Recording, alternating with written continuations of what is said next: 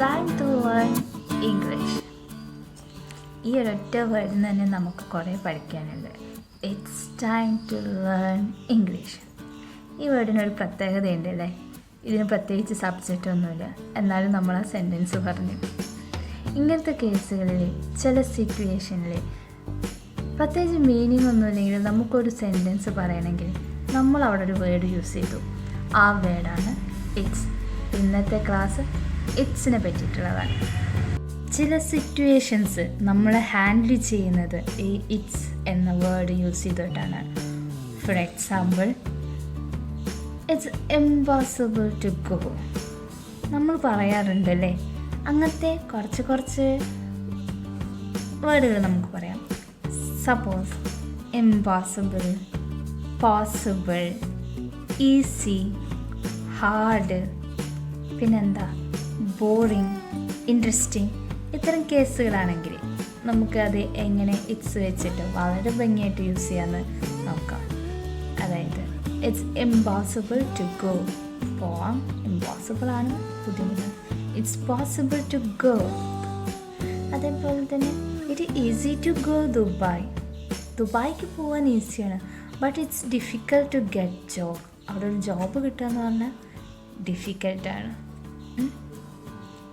It's boring to read.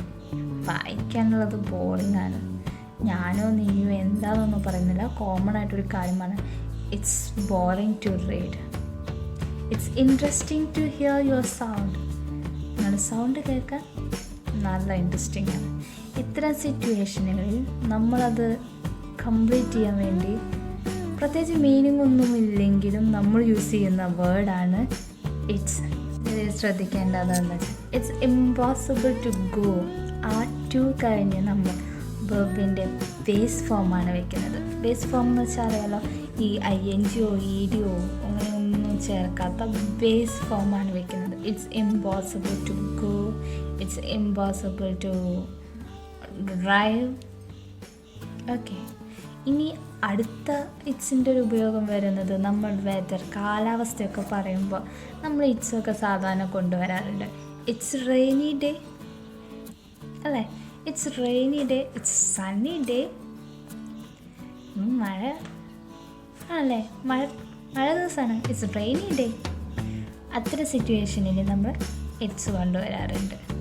പിന്നെ ഇറ്റ്സിൻ്റെ വേറെ ഉപയോഗം അറിയോ? ടൈം പറയാം. നമ്മൾ ഫസ്റ്റ് പറയുന്നത് it's time to learn, it's time to sleep, it's time to go. Time പറയാനായിട്ട് നമ്മൾ യൂസ് ചെയ്യാറുണ്ട് അല്ലേ? എങ്ങനത്തെ ടൈമാണെന്ന് മനസ്സിലായോ? ഇറ്റ്സ് ടൈം ടു സ്ലീപ്പ്, എനിക്ക് ഉറങ്ങാനുള്ള സമയമായി. ഇറ്റ്സ് ടൈം ടു ഗോ, എനിക്ക് പോകാനുള്ള സമയമായി. അതായത് എന്തെങ്കിലും ഒരു ആക്ഷൻ ചെയ്യാനുള്ള സമയമായി എന്ന് കാണിക്കുന്നതിന് വേണ്ടിയിട്ടാണ് നമ്മളത് യൂസ് ചെയ്യുന്നത്. It's time to change your attitude, it's time to learn English. Okay, ഇനിയിപ്പോൾ നമ്മൾ ആ സമയം കഴിഞ്ഞു എന്ന് വിചാരിക്കാം. അപ്പോൾ നമ്മൾ എന്താ പറയുക? It's time slept, it's time I slept. എനിക്ക് ഉറങ്ങാനുള്ള സമയം കഴിഞ്ഞു. ഇനി സമയം അതിക്രമിച്ചെന്ന് വിചാരിക്കാം. It's high time I slept. എനിക്ക് ഉറങ്ങാനുള്ള സമയം അതിക്രമിച്ചു. ഇവിടെ നമ്മൾ ശ്രദ്ധിക്കേണ്ടത് ഒരു ഷോർട്ട് ഫോമായിട്ട് പറയുകയാണെങ്കിൽ ഇറ്റ്സ് ടൈം, പിന്നെ ഒരു സബ്ജക്റ്റും വെർബിൻ്റെ സെക്കൻഡ് ഫോമാണ് നമ്മൾ യൂസ് ചെയ്യുന്നത്. ഇത്തരം സിറ്റുവേഷനിൽ കഴിഞ്ഞുപോയി. ഇറ്റ്സ് ടൈം ഐ സ്ലെപ്റ്റ്, എനിക്ക് ഉറങ്ങാനുള്ള സമയം കഴിഞ്ഞു. It's high time I slept, എൻ്റെ സമയം ഉറങ്ങാനുള്ള സമയം അതിക്രമിച്ചു. Okay, you got it. ഇറ്റ്സിൻ്റെ കേസ് ഇനിയും സിമ്പിളായിട്ട് പറയുകയാണെങ്കിൽ നമുക്ക് മനസ്സിലാവുന്നൊരു എക്സാമ്പിൾ എടുക്കാം. ഒരു ബോയ്, ആൾക്കൊരു 28 വയസ്സ് ഒക്കെ ആയി കഴിഞ്ഞാൽ നമുക്ക് പറയും കല്യാണം കഴിക്കാനുള്ള കാര്യങ്ങളൊക്കെ നോക്കും.